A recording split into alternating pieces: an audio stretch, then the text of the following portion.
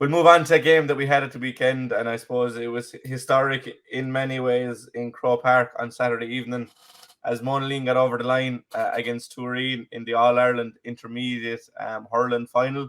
They joined Blackrock and Na Piarsaigh as the only Limerick teams to win a Club All-Ireland.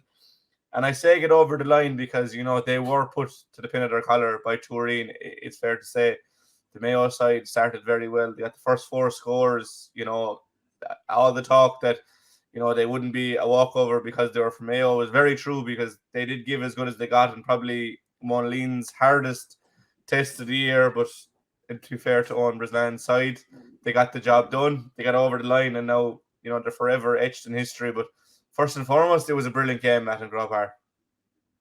Yeah, but first and foremost, congratulations, happiest congratulations to Monaleen.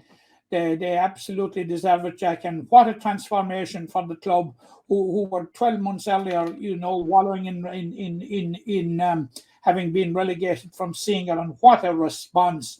But of course, it's a complete new Monaleen this year, and I don't mean new personnel-wise. There's a new resilience and there's a new mental strength about Monaleen this year. And I think it came to the fore. And whilst, I would argue, Jack, that the most difficult intermediate championship in this country to win is the Limerick Premier Intermediate Championship.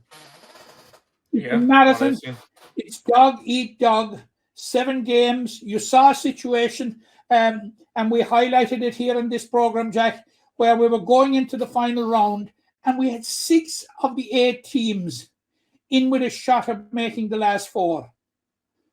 Just simply incredible. It'll give you an idea of the level of competition. So Monaleen won a great Limerick championship, and after that, I think the Monaleen story really took off, Jack, in the county semi-final. Because they were really tested against Effin. They had given Effin a bit of a drubbing the week before, and they were on a hiding to nothing. And Effin really, really put it up to them. Now, the previous week, it was a confluence, I'd say, of Monaleen playing exceptionally well and Effin playing exceptionally poor. So we saw, we more or less saw more of the real Effin in the semi-final. But from that day on, I thought Monaleen became a really, really potent force. We saw it in the county final, Jack. They stepped up. And above all, Jack, they stepped up against Dora Bearfield. The challenge was really put down to them against Dora Bearfield when Dora Bearfield took the lead twice inside the last 10 minutes. And, we've said it umpteen times here in this program about the quality of the Marco Dwyer goal. Oh, yeah, 100%. But from that point on, Monaleen were never in danger. And then we had to win over Roscrea and Bramage. So, I would have been very disappointed hadn't Monaleen won the game on Sunday, on Saturday, rather. I thought it was an excellent game, but it was nothing more than we expected from Tooreen, of course. We seem to forget that Tooreen, you could say, look, they only beat the Ulster champions in the semi-final, in the All-Ireland semi-final, but they're after winning 3 in a row in Connacht. Now, the 2020 wasn't, if you discount 2020, but they won 2019, 2021 and 2022. But in each of those finals, Jack, they beat Galway opposition. Oh, yeah, they're a good team, all right, in fairness. It's not too long ago since, Ormore Marie won the All-Ireland Intermediate Clubs Championship. So that gives you an idea. So, I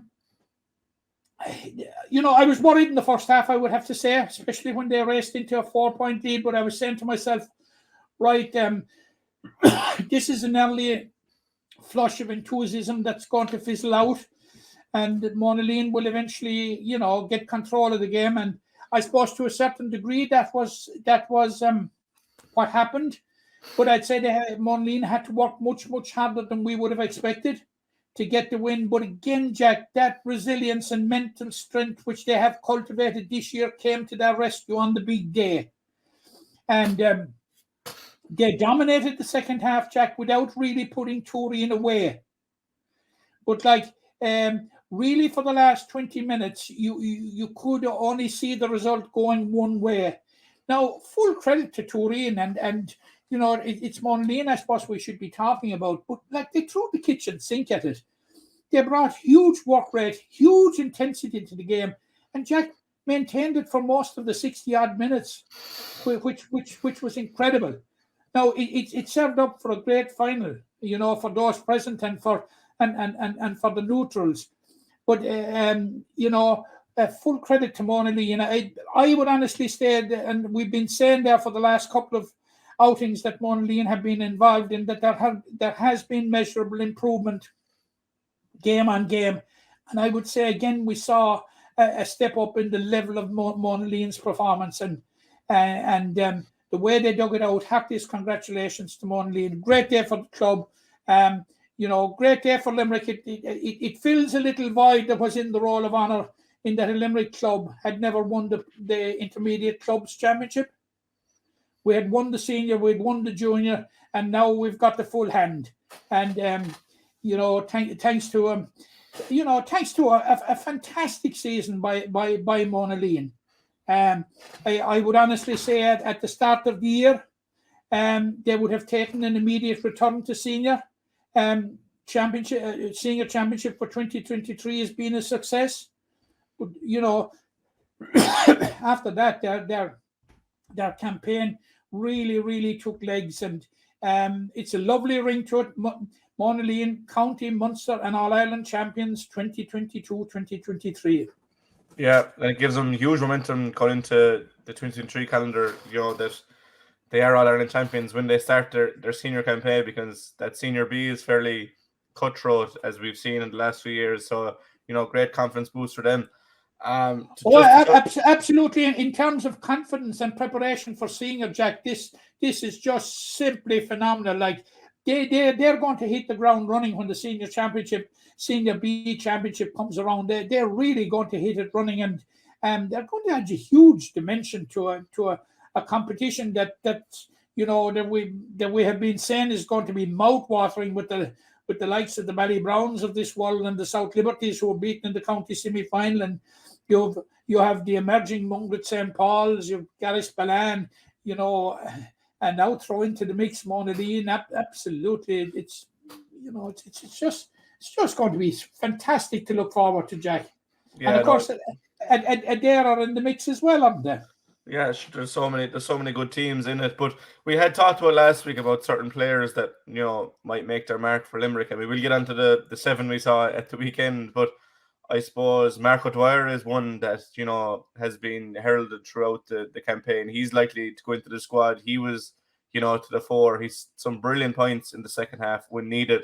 And Donegal Dálig is another one, I think, that really put his hand up on Saturday evening. 5 points from play. I think they all came in the second half, but 4 of them definitely came, in the closing stages. And he's another one for the future. And obviously the 420s we'll see with Darren Mullins' side. But there's a nice crew coming there from Monaleen that we will see in the Green of Limerick in the coming years. Yeah, we're going to see the 4 lads, the 4, Brian Kenny, Ronan Lyons, Joseph Fitzgerald, who I thought had a fantastic game in Croke Park, Lachlan McHale. Yeah. We're going to see those with the Limerick under 20s, but certainly Mark O'Dwyer put up his hand. Lachlan Lyons has been putting up his hand all year for a return to the squad, and Donegal Dálig absolutely. He's coming off of an absolutely fantastic year with his club. Now, he played in the All-Ireland final also with Limerick. We must remember that, in the All-Ireland under-20 final. Yeah. So, why are we surprised? Because we know the level that Donegal Dálig can reach, and it's a very, very high standard. And he's put himself in the shop window for a call up to the senior squad. With his performance in Croke Park, Jack, but not just his performance in Croke Park. If you look back through the games, he has been very, very, very consistent throughout the year. Very, very, very consistent. So we're definitely going to see Monaleen players making a contribution in the green in the coming years. And I'm talking about 2023, 2024, because we're going to have some of those players will have, of the younger players, are going to have 2 years at under 20. They're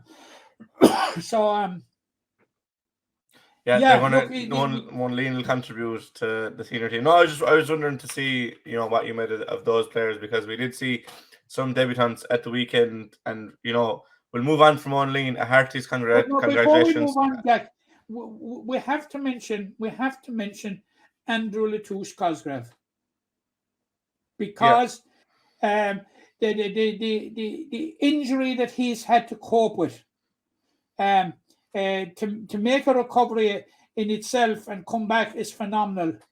But to come back in the shape and with the type of performances that he has, and the contribution that he has made to the Monaleen story is absolutely phenomenal. He created a goal out of nothing against Rossbray, scored a goal against Bray Emmets. And I'm not just talking about the goal scoring, I'm talking about his overall contribution. It's absolutely fantastic to see him back, and it'll only get better for Andrew.